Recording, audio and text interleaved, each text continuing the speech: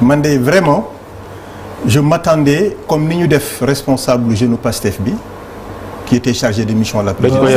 dañ ko yeb rek il fallait aller directeur général yi ay directeur général toog nañ fi critiquer président de la République ci ay décisions notamment bi mu nommé Samba Ndiaye PCA HLM Waly Diouf Bodian ak Fadilou Keita ba ci Ousmane Sonko ci moom critiquer président de la République dara fekk ko ci moom ndeysaan Salimata Dieng wax xalaatam rek ñu dàq ko démb ça aussi c'est un problème. moo tax je m'attendais que mu am le même sort que cette dame là parce que insubordination dans l'administration elle se paye. évident. mënuloo jàpp un président de la République l'institution la plus haute devant son note. devant invité d'honneur nga banaliser leen comme ni nga ko defee te dara du la ci fekk man de vraiment li nga ko waxee dëgg la le président Diomaye doit se bouger parce que moom la Sénégalais yi fal au suffrage universel direct moom mooy le président de la République la clé de voûte des institutions de la République bu réew mi doxul bu amee quelqu'un boo xamante ne ci équipe bi sooxe na mu ngay yàq match bi moom moo war a arrêter ñu génne ko remplacer ko keneen dugg ñu évoluer immédiatement. ça il faut le faire il faut pas réfléchir. maintenant nag est-ce que dana ko def wala du ko def xëy na loolu c'est une question de responsabilité. mais man jàpp naa ni tey responsabilité weesuwul sénégalais yi woteel la ba dénk la destiné wu réew mi bu dee responsabilité boobu doyu la deneen dootu la doy et de deux choses l'une ou il assume ses responsabilités ou il laisse quelqu'un d'autre assumer ses responsabilités. maanaam.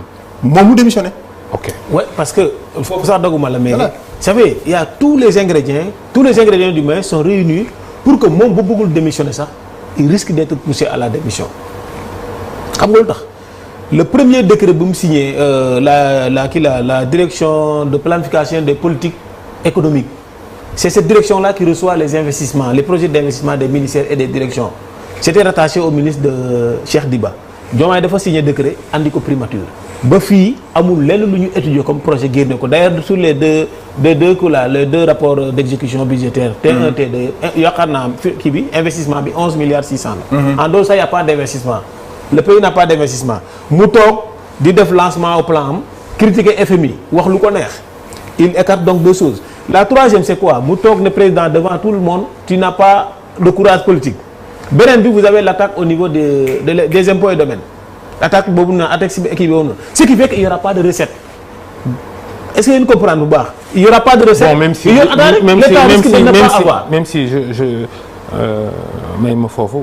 direction générale des impôts et des domaines. ñu ngi relativiser nee nañ affaire bi grawul trop. loolu la ñuy wax mos ngaa gis affaire grawul trop nit ki di la laaj 6,5 milliards. loolu aussi léegi loolu xam nga lan moo gën a. loolu aussi weddi nañ ko. boobu sax xam nga lan moo dangereux. mooy là où passent les recettes actuelles du pays. boo xoolee le T2 2025 l'État les recettes là c'est 2000 milliards 226. li nga xam ne moom la ñu utiliser c'est 2000 milliards 860 et quelques. ça fait il y a 500 un gap de 588 milliards. yow ce qui fait que l'État consomme plus qu'il produit. léegi nag bu fekkente ne y a pas de rentrée d'argent les partenaires financiers du Sénégal sur le T2 joxuñu Sénégal 0 franc Sénégal amul sax fukki dërëm. léegi ce qui fait que il y aura pas rentrée d'argent tey la 49e promotion de la police nationale 20 mois lañ toog kenn fayu leen. il y a les travailleurs comment dire encore il y a une organisation sociale là les gens sont restés 4 mois sans salaire.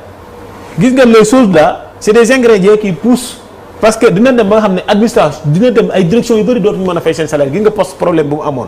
direction yi gis nga bu mënatul fay seen salaire si Diomaye n'assume pas il risque d'être poussé à la démission.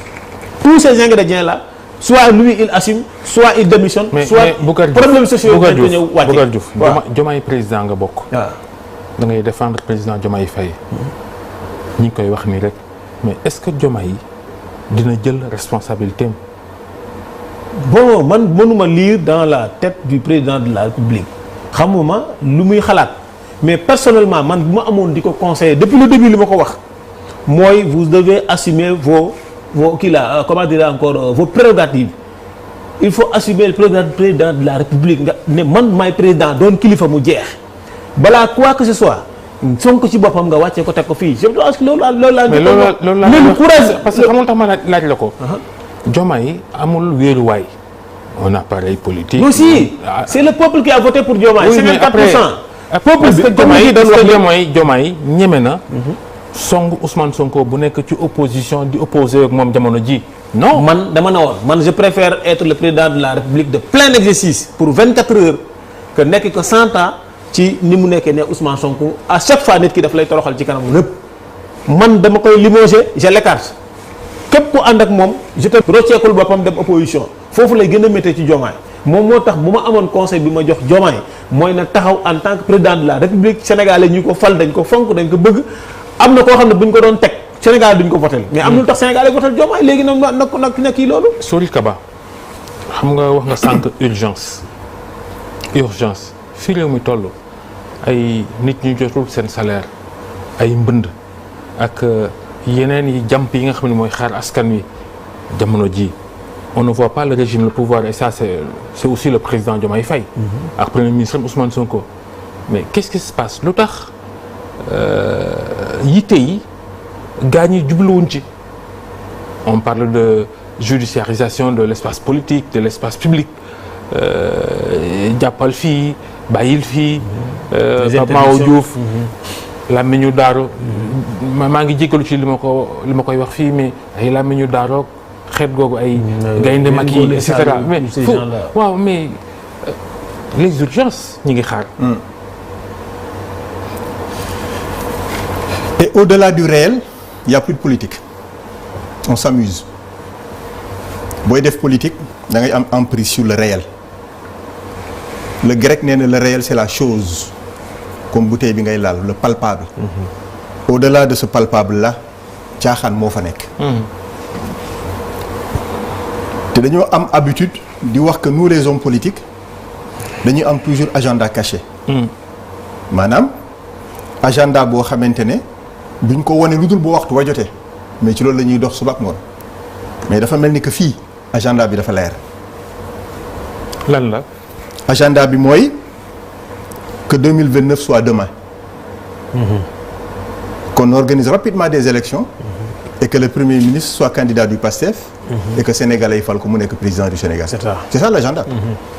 moo tax urgence yi yooyu autres on les bafoue. et effectivement Dougar wax na lu intelligent et loolu man yàgg naa di ko wax man de prime abord musuma woon jàpp ni monsieur Sonko devait être premier ministre du Sénégal musuma jàpp loolu blocage yi ñuy dund nii ak insubordination bi ñuy dund nii c'était prévisible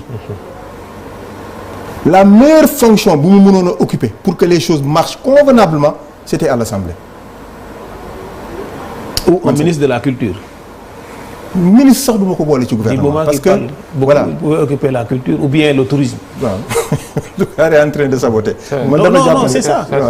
man dama jàpp ni boo ko yóbboon à l'Assemblée def ko fa président Assemblée nationale foofu lay gën a yombee parce que kooku il devient déjà tout naturellement. attention mën na indi blocage aussi hein. non du andi blocage xam nga parce que moom mooy dauphin constitutionnel bi moom xam na ne kon naturellement bu ñu waree remplacer président man maa koy remplacer.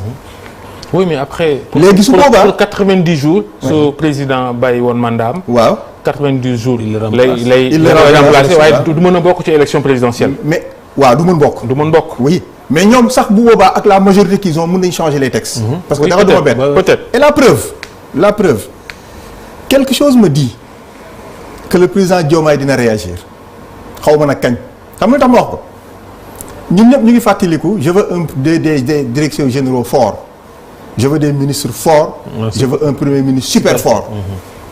loolu daf ko doon wax wala ci texte la ko bëggoon dugal ana texte yi. ba léegi amul. réforme de la justice bi ñu bëggoon a def pour renforcer entre guillemets pouvoir au premier ministre fu ñu ci toll. est-ce qu'il n'hésite pas à le faire. est-ce que tey situation bi muy dund nii nekkul ne moo ko alerté ba mu ressaisir waat. évident. est-ce que loolu nekkul ne mooy pousser l'actuel premier ministre à se dire digoon na ma ko defuma ko je le pousse dos au mur. mais Sori Kaba. li nga wax nii yëpp est-ce que on ne va pas vers une crise